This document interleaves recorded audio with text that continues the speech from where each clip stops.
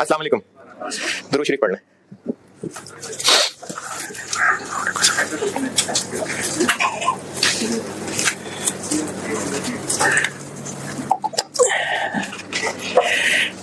एक होमवर्क दिया था कल और उम्मीद करता हूं कि आप खैरियत से होंगे और सवाल भी किया होगा। तो अच्छे बच्चों ने सवाल किया होगा और जो घटिया और गंदे और गलीज और उन्होंने नहीं किया होगा। मसले भी बहुत सारे नहीं होंगे हैं। अच्छा, मेरे ख्याल में उसमें एक ही मसला है, वो बता देता हूं। उसके अलावा फिर आपने कुछ पूछना तो पूछ लीजिएगा। कल जो मैंने बोर्ड पे सवाल किया था उसमें 6th मशीन के टोटल खर्चे थे और उसके अलावा जो एग्जिस्टिंग 5 मशीन्स थी उनका 390 और इसको मल्टीप्लाई किया था 12500 माइनस 900, ये किया था। और मकसद था इस टोटल तक पहुंचना जो कि छुपा के रिवर्स करके हमें निकालना पड़ा था। एग्जिस्टिंग 5 मशीनें थी जिनका ओआर दिया हुआ था, टोटल आवर्स दिए हुए थे और उन टोटल आवर्स में से नॉन प्रोडक्टिव आवर्स दिए हुए थे, तो हम इसको मल्टीप्लाई करके टोटल ओवरहेड तक पहुंच गए थे। ये कल किया था। ऑटम 22 में 3 पहले थी और उनमें से एक फेंक के एक न्यू आ जानी थी। तो अब वो जो एक न्यू आनी थी बिल्कुल इसी की तरह उसके खर्चे दिए हुए हैं सवाल में। इस नई मशीन के खर्चों को पहचानने में किसी को कोई मुश्किल नहीं होगी। रही बात इन एग्जिस्टिंग की, तो कल वाले सवाल में इन 5 के टोटल आवर्स बताए हुए थे। होमवर्क वाले में इन 3 के टोटल तो चलो बताए हैं लेकिन पर मशीन भी बताए हुए हैं। अब हमारे पास पर मशीन का डाटा अवेलेबल है कि 2500 आवर्स टोटल अवेलेबल, फारिग आर उसमें से 150 हैं और OAR 850। अब ये जो 390 था वो ये 850 है और ये 2500, ये 12500, ये 150, ये 900, लेकिन ये पांचों का टोटल था। ये तीनों में से हर एक के बारे में बताया हुआ है। तो हमने इन 3 में से एक तो फेंक ही देनी है, तो बाकी तो 2 ही रह जानी है। तो अब जो 2 रह जानी है तो हम ये एग्जिस्टिंग ओवरहेड वाली लाइन निकालने के लिए बिल्कुल उसी तरीके से 850 2500 माइनस 150, लेकिन ये तो एक मशीन है, इंटू 2। हाँ, पीछे वो ICAP का सॉल्यूशन था, मैंने कॉपी किया हुआ, वो भी बिल्कुल ठीक लगा, मैंने कॉपी कर दिया। बस अगर वो समझ ना आया हो तो उसमें उन्होंने किया ये हुआ है कि ऊपर पहले 3 से मल्टीप्लाई किया हुआ फिर 1 माइनस किया हुआ, तो वो यही वाला काम किया हुआ। तो ये हमने वो काम किया है जो कल यहाँ 5 मशीनों के टोटल दिए हुए थे। तो अब 5 के अब टोटल नहीं थे, ये पर मशीन थे। तो अब रहनी ही सिर्फ 2 हैं, तो इसलिए हमने इनको 2 से मल्टीप्लाई कर लिया और ये वो एग्जिस्टिंग वाली लाइन आ जाएगी और नए जो है वो तो है ही है। ये 2 वाला पॉइंट था इसमें। और आपने मजीद 3 का जिक्र ही नहीं है। आप ब्रैकेट में देखें ना, जो आर्स बताए हुए हैं, जो एग्जिस्टिंग मशीन्स का जिक्र है उनमें ब्रैकेट के अंदर लिखा हुआ है ईच मशीन का। तो अब अगर आप वहां से हिसाब किताब करके देखें,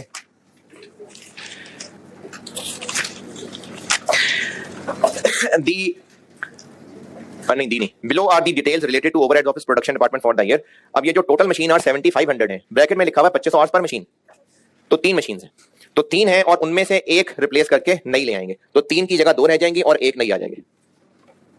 अच्छा, ये इसमें पॉइंट था बताने वाला, जिन्होंने किया है ये वाली बात समझ आई।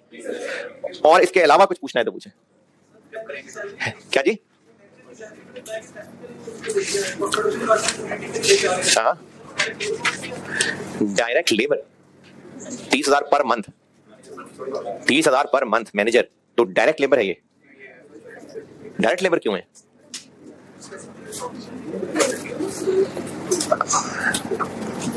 आप कॉस्ट रिपीट करें, कॉस्ट रिपीट करें। मुझे लग रहा है आपने इसको रेलेवेंट से कंफ्यूज कर रहे हैं। आप इसको एक रेलेवेंट कॉस्ट वाली कॉन्सेप्ट से कंफ्यूज कर रहे हैं। डायरेक्ट लेबर वो होता है जो कि एक यूनिट बनाने में कितनी मेहनत कर रहा है ये पता होता है। तो 30,000 पर मंथ सैलरी वाला बंदा ये डायरेक्ट लेबर थोड़ी है। नहीं, डायरेक्ट कॉस्ट क्या होती है?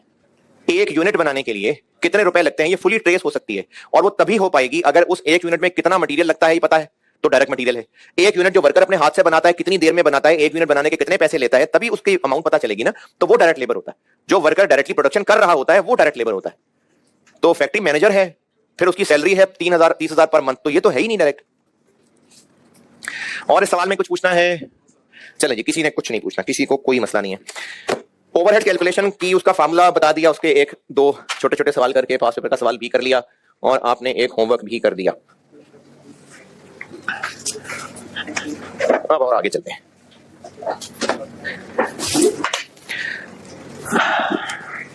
अच्छा, सवाल ऐसा हो सकता है जो कि आप एक्चुअली 2 पास पेपर के सवाल कर लिए जिसमें एक डिपार्टमेंट था और बस उसी डिपार्टमेंट का ही डाटा दिया हुआ था और उसी डिपार्टमेंट का ही ओआर निकालना था, लेकिन ज्यादातर ये हुआ करेगा कि आपको एक से ज्यादा डिपार्टमेंट्स दिए होंगे। तब क्या करेंगे अब ये सिखाने लगा। यानी हम OAR में ही और आगे बढ़ रहे हैं कि OAR calculation if multiple departments are given. OAR में ही आगे बढ़े। अभी इस चैप्टर के मैंने OAR को पढ़ाना शुरू किया था और वहीं ही उसी को आगे लेके चल रहा हूं। OAR का कॉन्सेप्ट बताया, OAR का फार्मूला, एक दो सवाल खुद ही बना के किए और 5 पेपर के सवाल भी 2 कर लिए। बस अब उसी काम में आगे बढ़ रहे हैं कि अगर मल्टीपल डिपार्टमेंट्स हैं तो क्या करना है। इसके लिए एक डिपार्टमेंट का कॉन्सेप्ट देता हूं। एक फैक्ट्री में मुख्तलिफ डिपार्टमेंट्स होते हैं। यानी ऐसा नहीं है कि कोई एक ही मशीन है। हाँ, गन्ने का जूस तो ऐसे मिल जाता है कि एक ही मशीन है, गन्ना एक तरफ से एंटर हो रहा है, जूस बाहर निकल रहा है। लेकिन बहुत बड़े लेवल की जो प्रोडक्शन कंपनीज हैं, और क्या बना लें, चलें जूते बना लेते हैं, तो मशीन के एक सिरे से चमड़ा गया और दूसरे सिरे से पॉलिश हुए बिल्कुल जबरदस्त किस्म के चमचम करते जूते बाहर आ गए। ऐसा नहीं होगा। अब उस जूतों वाली फैक्ट्री के अंदर मुख्तलिफ तरह के काम हो रहे होंगे। हो सकता है कि अच्छा ना मेरी जूतों की फैक्ट्री ना आपकी है तो बस एम ही हम बना लेते हैं। हो सकता है कि चमड़ा जो आता हो कोई एक केमिकल लगा के उसको पहले सॉफ्ट किया जाता हो, फिर हो सकता है उस चमड़े की कटिंग होती हो, अब उसकी मशीन और होगी, फिर उसकी स्टिचिंग होती है, उसकी मशीन और होगी, फिर उसमें सोल लगता है, उसकी मशीन और होगी। तो ये जो जितने भी काम हो रहे हैं ये डिफरेंट डिफरेंट मशीनरीज पे हुए हैं।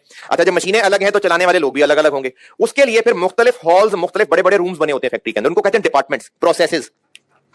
तो एक फैक्ट्री के अंदर, चलो जूते ही बना लेते हैं, एक फैक्ट्री में जिसमें जूते बनते हैं उसका रॉ मटेरियल हो गया लेदर। अब इस लेदर से शूज बनने तक पता नहीं क्या क्या होता है। खैर हमारी अपनी मर्जी, जैसे मर्जी फैक्ट्री बनाए। एक कर लेते हैं कटिंग। इसमें इस चमड़े की हो रही होगी कटिंग। अब एक डिपार्टमेंट होगा, एक बड़ा सा रूम होगा, हॉल होगा, उसमें मुख्तलिफ बहुत सारी मशीनरी लगी होंगी। हो गई कटिंग। उसके बाद जूते बनाने के लिए इनकी स्टिचिंग कर लेते हैं। उसके लिए एक अलग डिपार्टमेंट होगा, उसको स्टिचिंग डिपार्टमेंट कह लेते हैं।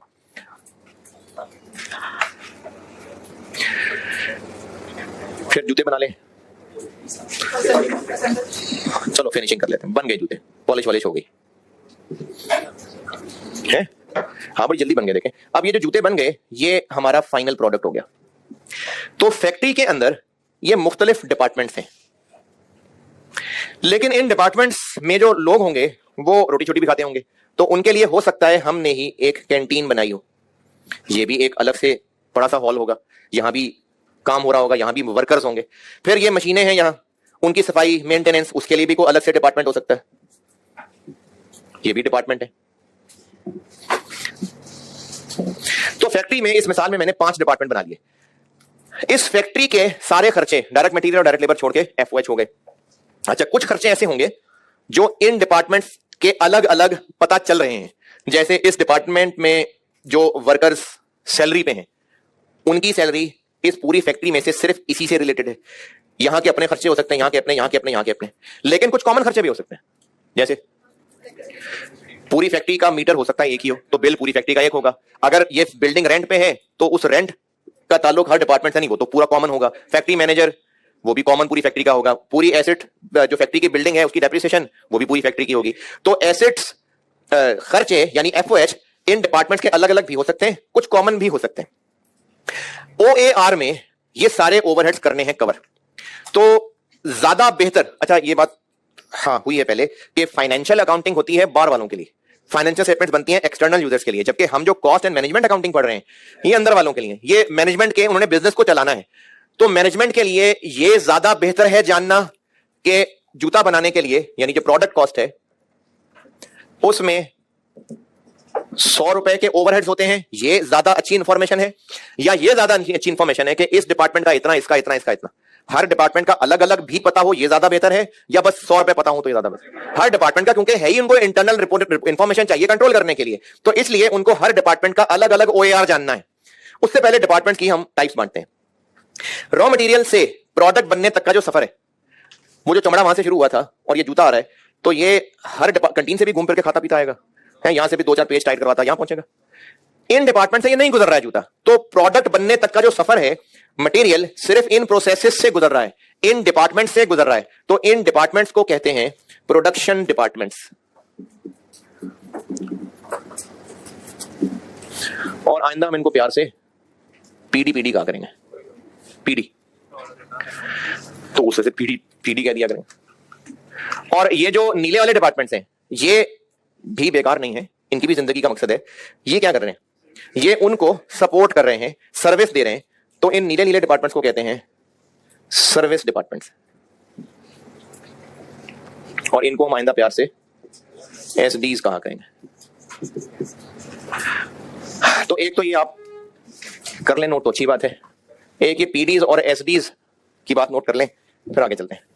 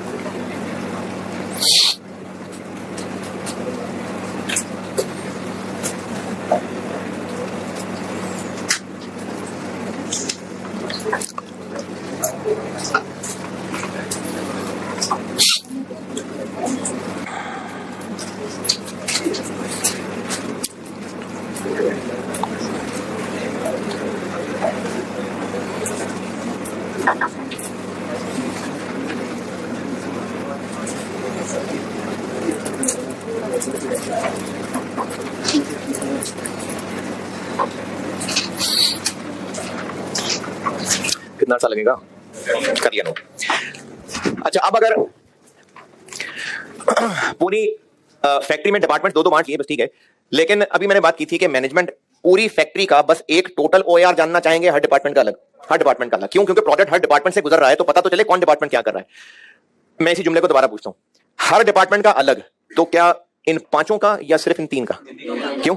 क्योंकि प्रोडक्ट गुजर ही यहां से रहा है। तो हाँ, बिल्कुल ऐसे ही होता है कि generally separate OAR for each PD is calculated। Her PD का OAR निकलता है, लेकिन हो सकता है कि मैनेजमेंट का दिल हो कि नहीं, हमें इतनी डिटेल में नहीं जाना, तो मैनेजमेंट में calculate single factory wide OAR, यानी 100 रुपए काफी। और आपके लिए मैनेजमेंट क्या, आपके लिए तो एग्जामिनर है, तो अगर एग्जाम क्वेश्चन में सिंगल फैक्ट्री वाइड OAR कहाँ है तो ठीक है, जो कि होता नहीं है क्योंकि सब इस चैप्टर की असल मुश्किल ही है। लेकिन वैसे बता रहा हूं कि सिंगल फैक्ट्री वाइड OAR भी हो सकता है, जो मैंने पहले 100 रुपए की बात की थी। मोस्टली होता हर पीडी का अलग OAR है। अब हर पीडी का अलग OAR निकालने में मसला क्या है, ये इतना लिखे फिर मसला बताता हूं। नहीं, वो कोई मसला नहीं है।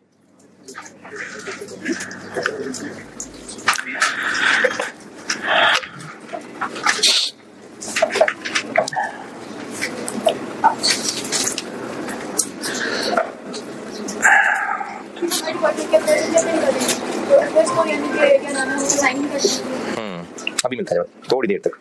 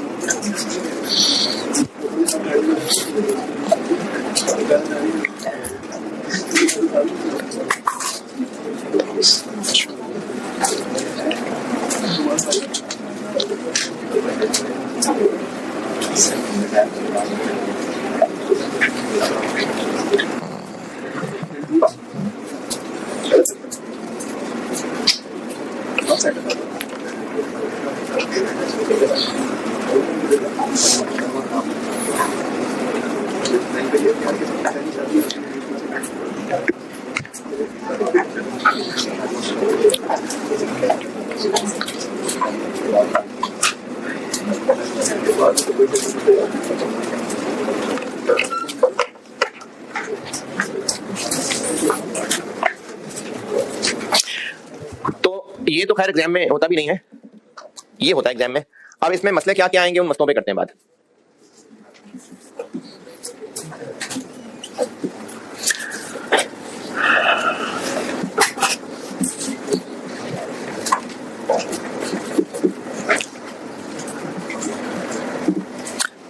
डिपार्टमेंट वाइज ओआर कैलकुलेट करने के लिए, अच्छा मैं आपको अंग्रेजी तो लिख देता हूं, यानी इसकी मैं टर्म समझा देता हूं, लेकिन इसको करना कैसे है वो एक टेबुलर सवाल से सिखाऊंगा। अब एक सवाल कराऊंगा तो उसमें एक टेबुलर वर्किंग करनी पड़ेगी, समझ ज्यादा वहां आ जाएगी, लेकिन बिल्कुल ही फारिग ना हो तो इसलिए मैं आपको कुछ अंग्रेजी लिख के कुछ बेसिक सी मिसाल से समझा के इसको ज्यादा पक्का करता हूं सवाल कराते।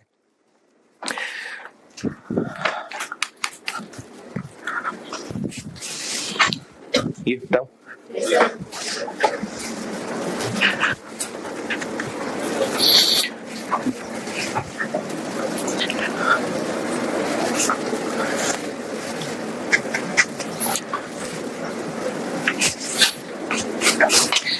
अच्छा मैं ना ये जो हेडिंग दी है यहां जो लिखूंगा वो मैं इधर ही लिखूंगा।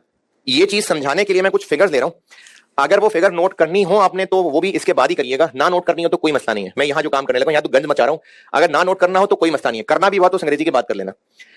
एक फैक्ट्री में PD1 PD2 दो पीडीज हैं और कुछ एसडीज हैं, चले कुछ एसडीज हैं। इस फैक्ट्री के जो टोटल एफओएच थे वो थे 500। ये इस पूरी फैक्ट्री के हैं। इन 500 में से कुछ कॉमन होंगे और कुछ इनके अलग अलग पता चल सकते होंगे। जैसे हो सकता है कि कुछ खास किस्म का इनडायरेक्ट मटेरियल इसी डिपार्टमेंट में इस्तेमाल होता हो तो वो एफओएच इसी डिपार्टमेंट का होगा। कुछ खास किस्म के वर्कर्स तनख्वाह पे यहां रखे होंगे, उनकी जो सैलरी है वो इसी का एफओएच है। कुछ यहां के होंगे, उनकी सैलरी इसी का एफओएच है। जो यहां का स्टाफ होगा उसकी सैलरी यहीं का एफओएच है। तो इस 500 में से कुछ तो इनके अपने अपने होंगे, बाकी कॉमन होंगे। अच्छा, इनमें से जो इनके अपने अपने थे वो थे इनके लेट्स से ये थे 120 और ये थे 70 और ये थे 50। कितने हो गए हैं? 240। तो बाकी 260 ये कॉमन थे। जो हमने हर पीडी का, अच्छा सब लोग मैं होश में नहीं होते, दोबारा बता रहा हूं, ये मैंने हेडिंग दी है कि आपको पीडीज एसडीज बता दिए क्या होते हैं, ये बता दिया कि ओआर हर पीडी का अलग अलग निकलेगा, लेकिन इसमें मसले क्या हैं वो मसले समझाने लगा हूं। यहां मैं आपको कुछ स्टेप्स लिख के दूंगा जो बस एम अंग्रेजी लिख के दे रहा हूं, करने में क्या है वो एक सवाल करते हुए समझाऊंगा, लेकिन अंग्रेजी देख रहा हूं वो भी तो समझाऊंगा कि कर क्या रहा हूं। तो ये चीज समझाने के लिए मैंने ये एक मिसाल ली है। एक फैक्ट्री में दो पीडीज कुछ एसडीज और इस फैक्ट्री के टोटल एफओएच 500। इनमें से कुछ तो पता है इनके अलग अलग, बाकी कॉमन है। जो हमने हर पीडी का ओआर निकालना है, दो पीडी हैं, दो ओआर निकलेंगे। और वो ओआर क्यों निकाले जाते हैं? ओआर क्यों निकालते हैं? ताकि प्रोडक्ट कॉस्ट निकल सके। तो उस प्रोडक्ट की कॉस्ट के लिए जो ओआर निकालने हैं उसमें सारे ओवरहेड्स कवर्ड होने चाहिए या बस 120 और 70 काफी हैं? सारे होने चाहिए। अभी इस वक्त यहां सिर्फ 120 और 70 हैं, बाकी का देखते हैं क्या करें। इनका अभी हम इनमें कुछ हिस्सा नहीं ढूंढ पाए, क्यों? क्योंकि ये तो कॉमन है। कोई ना कोई जुगाड़, कोई ना कोई रेशो लगा के इनको भी जबरदस्ती इनमें बांट देंगे किसी ना किसी रेशो में। चलो मैं कहता हूं कि इसको बांट दिया और इसमें बांटा 80 और इसमें बांटा 130। कितना हो गया? क्या रह गया? अच्छा ज्यादा हो गया। कितना? 40 रह गया। चलो वो 40 हम बांट देते हैं इधर। अभी इस वक्त क्या किया कि इस कॉमन को भी मैंने उनमें किसी रेशो में बांट दिया। अच्छा आप एक काम करें, ये और ये ऐड करें, कितने बनेंगे? 500 बनेंगे। क्यों? 500 कोई टुकड़े हैं। अच्छा अभी क्या हुआ, ये 500 इन 3 डिपार्टमेंट्स में बंट के अलग अलग हो गए। शादी पे जाना है और मुख्तलिफ फैमिलीज में घर हैं, गाड़ियां सबके पास नहीं है। गाड़ियां हैं इन दोनों के पास, इनके पास कोई गाड़ी नहीं है, लेकिन बेचारों ने जाना ही है साथ, तो ये भी इन्हीं की गाड़ियों में एडजस्ट करेंगे। अब इनको इनकी गाड़ियों में कैसे एडजस्ट करना है उसके लिए साइंस लगानी है कि पुप्पो को खाला के साथ नहीं बिठाना और इसी तरह से और भी चीजों का ख्याल, यानी कुछ ना कुछ अकलमंदी करके इनको भी इन्हीं में एडजस्ट करना है, क्योंकि गाड़ियां सिर्फ इनके पास है। ओआर किसका निकलना है? सिर्फ पीडीज का, और उस ओएआर में सारी सवारियां पूरी होनी चाहिए, तो इनकी सवारियों को भी इनमें एडजस्ट करना पड़ेगा। तो फिर इस 90 को इनमें बांट देते हैं किसी ना किसी रेशो में। चलो मैं बांट लेता हूं 65 और 25। अब ये प्लस करेंगे तो क्या बनेगा? 500। पहले ये इधर उधर से उधर, ये देखें बात समझिए मैंने किया क्या है। टोटल खर्चा 500, उसमें से कुछ तो ये काले काले इनके अपने पहले ही पता थे, फिर जो कॉमन थे उनको ये लाल लाल किसी रेशो में बांट दिया। फिर जब सब में बांट दिया तो फिर दोबारा से बांटने के लिए वो जो एसडीज की सवारियां थी उनको भी फिर पीडीज की गाड़ियों में बिठाया। अब ये पीडीज की गाड़ियों में बिठा देने के बाद इसमें जितना आ चुका और इसमें जितना आ चुका, अब 500 पूरा हो गया है ना। नहीं हो गया। जब OAR निकालना होगा तो एक काम होगा, उसको कहते हैं एलोकेशन। और एलोकेशन ये होती है कि वो ओवरहेड्स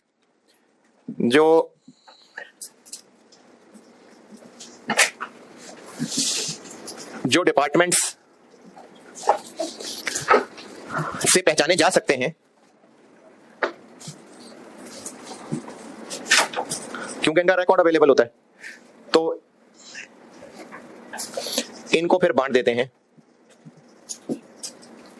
रिस्पेक्टिव डिपार्टमेंट्स। ये हो गई एलोकेशन। ये जो मैंने उस मिसाल में काली काली फिगर्स की है ना, जो 120, 70 और 50 लिखा था, वो मैंने एलोकेशन कर दी कि जो खर्चे बांटे जा सकते थे उनको तो बांटे ना पहले, क्योंकि रिकॉर्ड थे, पता था कौन कौन सा किस किस डिपार्टमेंट से रिलेटेड है। पहला काम तो हमने उनके खर्चे उस रेलिवेंट डिपार्टमेंट के हिस्से में डाल दिए। फिर दूसरा काम, वो जो उस 260 को बांटा, ये लाल वाला काम, और फिर उसके बाद हरा वाला काम, इसको कहते हैं अपोर्शनमेंट।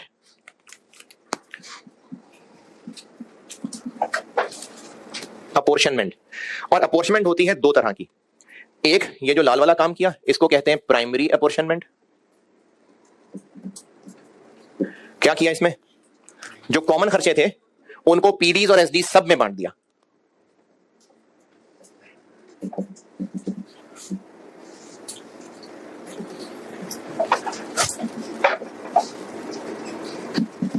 कैसे बांटा, यही इस चैप्टर में सीखना है हमने प्रैक्टिस से, यूजिंग एप्रोप्रिएट रेशोज। कोई ना मुनासिब सी रेशोज में बांटा करेंगे। रेशोज क्या होंगी, ये सवालों से सिखाऊंगा। और फिर हरा वाला सेकेंडरी अपोर्शनमेंट।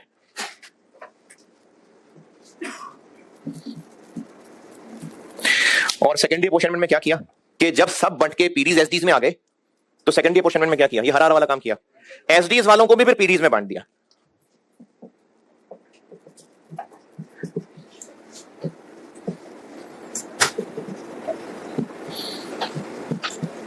और इसके लिए भी कोई ना कोई मुनासिब सी रीजन, मुनासिब सी रेशो होती है। ये भी हम सवाल से सीखेंगे।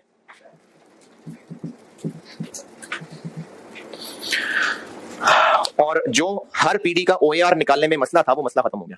मसला क्या था कि सारे ओवरहेड्स पीडीज के तो नहीं थे, तो हमने पहले सारे ओवरहेड्स को सब डिपार्टमेंट्स में बांटा, फिर एसडीज के रास्ते से दोबारा लाके पीडीज में बांट दिया। तो अब हुआ ये कि सारे के सारे ओवरहेड्स पीडीज में सिमट आए, तो बस मसला हल हो गया। और तीसरा काम, अब OAR कैलकुलेट हो जाएगा।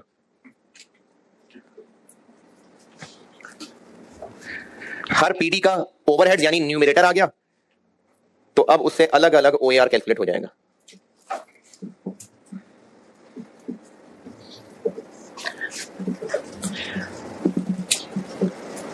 हो सकता है किसी पीडी में मशीन आर यूज करना है, उसमें मशीन आर यूज कर लेंगे, किसी में लेबर यूज करना है, उसमें लेबर कर लेंगे। हर पीडी की अलग अलग कोई भी रिस्पेक्टिव बेस हो सकती है। तो ये होता है पीडीज का अलग अलग OAR कैलकुलेट करने का सही तरीका। अब इसमें जो जो लिखना है लिख लें, फिर प्रैक्टिस करते हैं।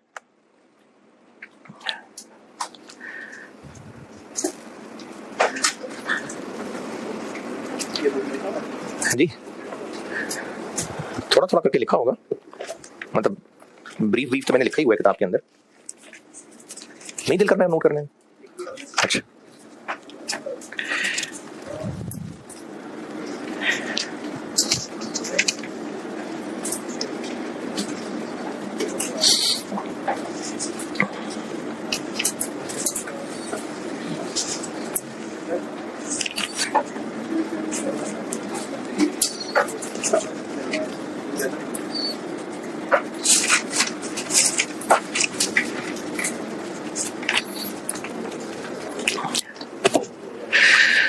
अच्छा, मैं पढ़ाते हुए जो मतलब फ्लो में चल रहा होता हूँ, तो मैं सब बोर्ड पे लिख के दे रहा होता हूँ। बेशक मैंने किताब में भी थोड़ा थोड़ा लिखा हो। किताब के पेजेस में मैं आपको तब लेके जाऊंगा जब कोई खास एंट्रीज या कोई खास नोट्स पढ़ाने हो। अदरवाइज फ्लो में चलता हो तो सब मैं आपको बोर्ड पे बता रहा हूँ।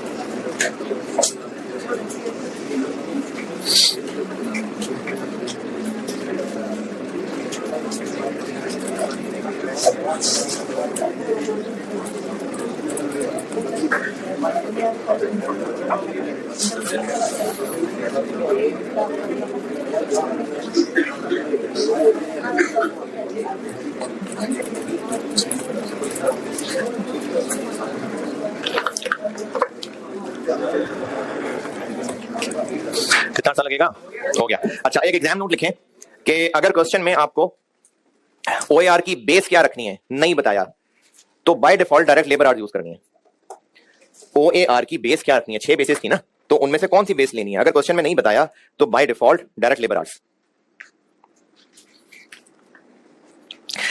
OAR निकालने के लिए बेस क्या रखनी है उन 6 में से? अगर क्वेश्चन में नहीं बताया, जैसे कल वाले सवाल में क्लियरली पता चल रहा था कि मशीन आर्स है, तो अगर नहीं बताया तो by default direct labour hours.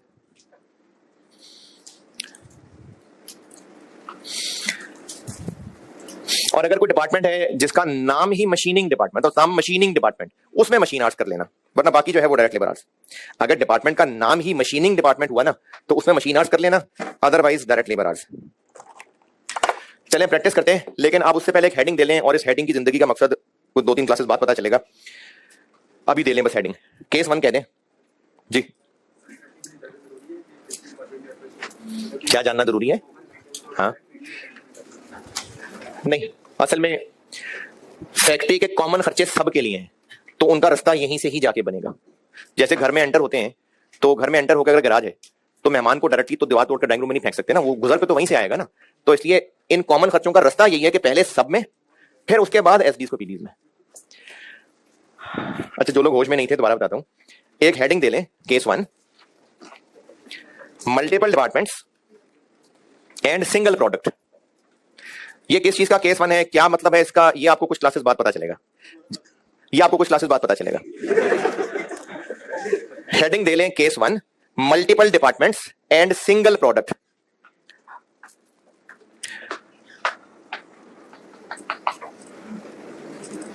चलें जी, इसके लिए एक सवाल करते हैं, और आप सवाल पढ़ लीजिए, page number 34, question 7, page 34 question 7। और ये है जी, जो लोग नई किताब खरीदना चाहते, स्प्रिंग 2014 अटेम्प्ट का क्वेश्चन 2 था उसमें, अल्फा लिमिटेड के नाम से। Page 34 question number 7, alpha limited, और पास्ट पेपर की अटेम्प्ट है ये, स्प्रिंग 2014 क्वेश्चन 2, अल्फा लिमिटेड। पढ़ लीजिए, मैं करता हूं।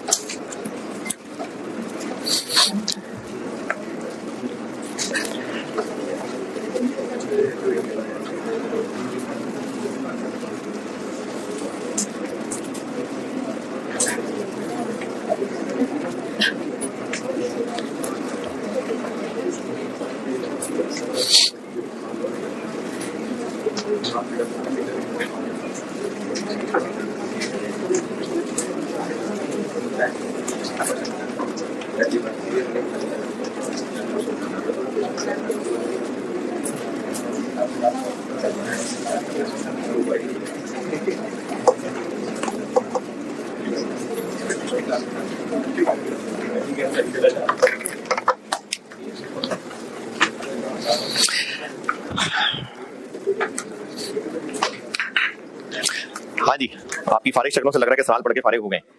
अब इनमें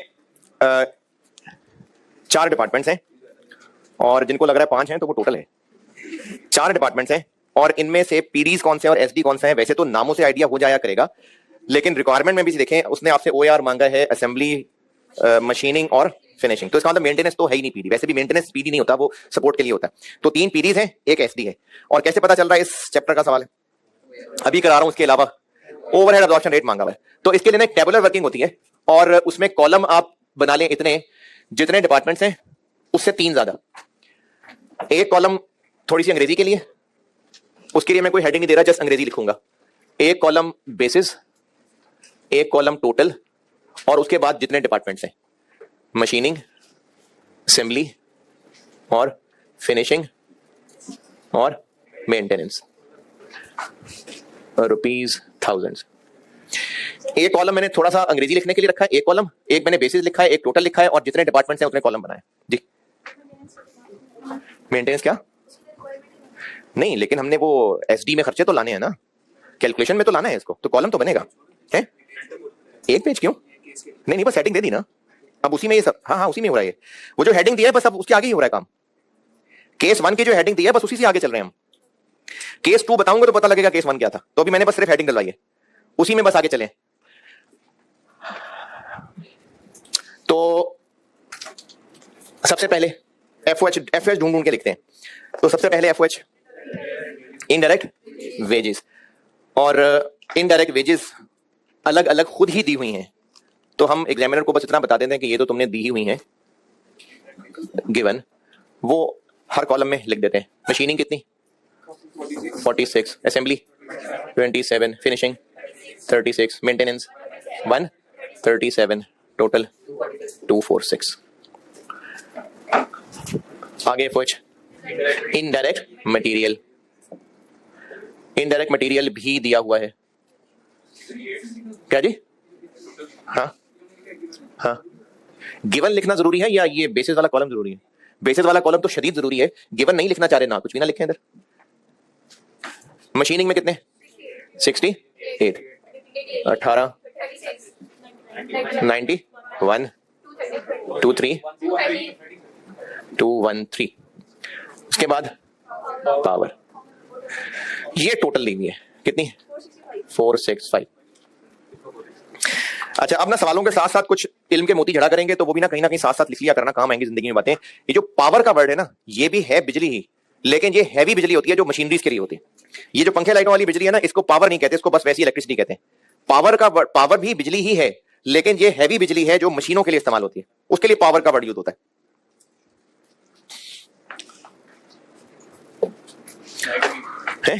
अभी तो लिखा है, अभी चल रहा है काम आगे।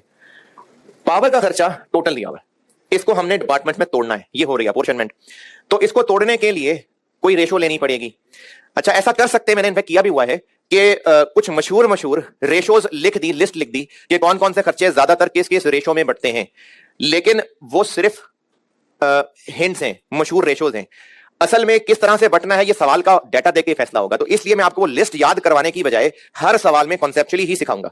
हाँ बेसिक प्रिंसिपल याद रख लें कि जिस खर्चे को बांटना होगा, सवाल में गिवन इंफॉर्मेशन में से जिसका बेस्ट लिंक इससे जुड़ता होगा उसको यूज करना। जैसे मैंने कल भी मिसाल दी थी कि अगर इस कॉलेज के खर्चे किसी चीज से लिंक करने हो और 2 ऑप्शंस हैं, एक है कि क्लासेस की ड्यूरेशन कितनी है और एक है कि किताब कितनी मोटी है, तो खर्चों को बिजली का खर्चा हो गया, किस ज्यादा बेहतर एक्टिविटी से जोड़ा जा सकता है, ड्यूरेशन से ना। तो इसी तरह से जो कॉमन खर्चे हुआ करेंगे, इनको बांटने के लिए कोई रेशो चाहिए होगी, वो रेशो कौन सी होगी स्टूडेंट ने खुद ही पिक करनी होगी। तो अवेलेबल इंफॉर्मेशन में से जो बेस्ट लिंक बनता होगा वो लेना होगा।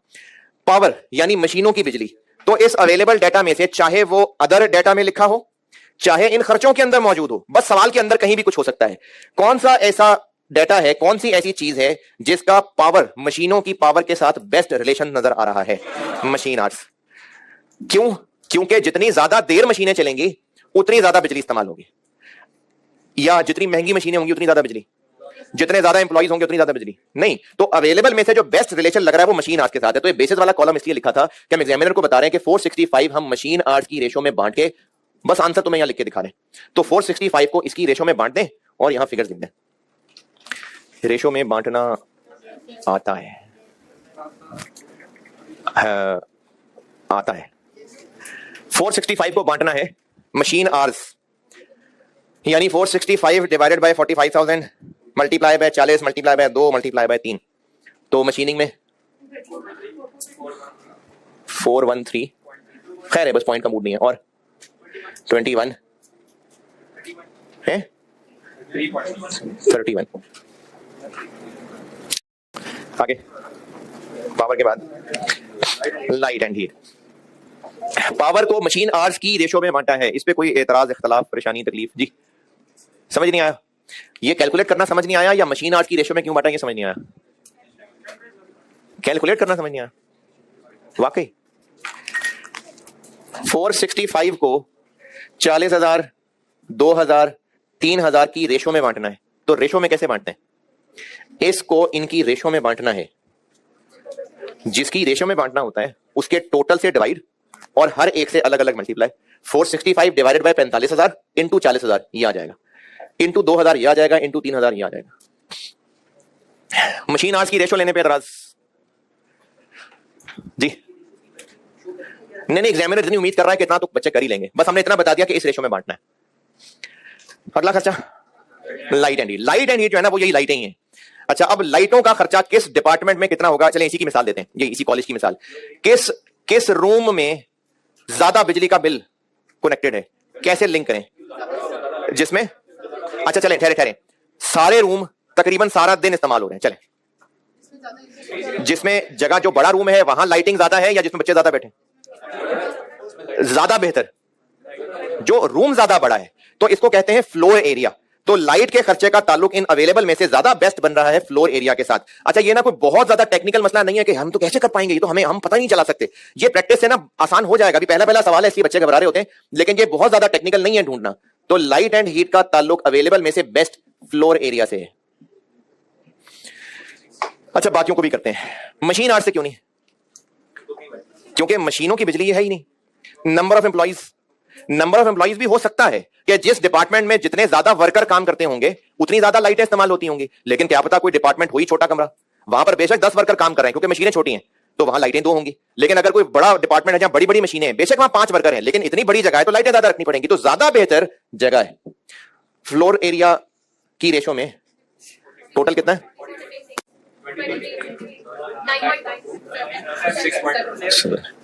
चले बाकी ना मैं इसको कल खुद ही पूरा करता हूं, ठीक है? अल्लाह हाफिज़।